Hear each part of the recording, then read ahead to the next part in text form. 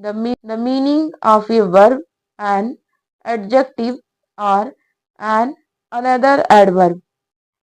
वह शब्द जो किसी क्रिया, क्रिया विशेषण या दूसरे क्रिया विशेषण की विशेषता बताता है, वह क्रिया विशेषण कहलाता है। जैसे सिंपली, लाउडली, देयरफॉर, ब्यूटीफुली। तो बच्चों ये रहा मेरा वर्ब की डिफिनेशन, और अब हम इसको एग्जाम्पल के तौर पे समझेंगे। जैसे ही टॉक्स फ्रेंकली और the weather is too hot. See write clearly, Mohan is very bold.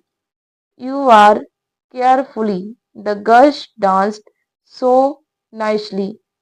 तो उपर्युक्त वाक्यों में प्रयोग किए गए शब्द जैसे frankly, clearly, carefully, too, very तथा सो पर गौर करने पर हम देखते हैं कि ये सारे शब्द रिस्पेक्टिवली जो है, यानी क्रमशः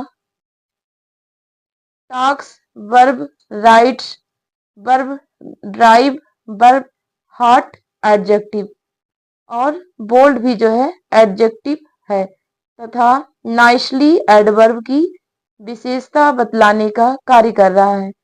कहने का अभिप्राय मेरा यह है, या कहने का मेरा मतलब यह है कि इन शब्दों का प्रयोग क्रिया या क्रिया विशेषण के अर्थ को और अधिक स्पष्ट करने के लिए किया जाता है।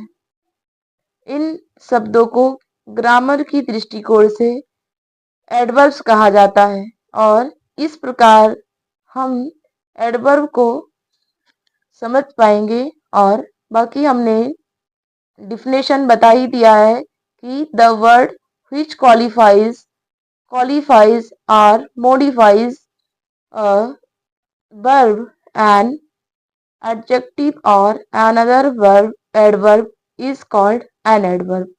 जो वह शब्द जो किसी क्रिया या क्रिया विशेषण या दूसरी क्रिया विशेषण की विशेषता बतलाता है, वह एडवर्ब कहलाता है। तो बच्चों, आई होप आप सभी समझ पा रहे होंगे। ओके, किसी बच्चे ने लिखा है कि ma'am what is the mean of modifies.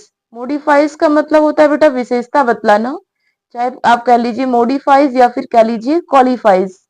Okay, हाँ मैम, विशेषता बतलाने की अंग्रेजी बेटा अभी मैंने मेंशन किया।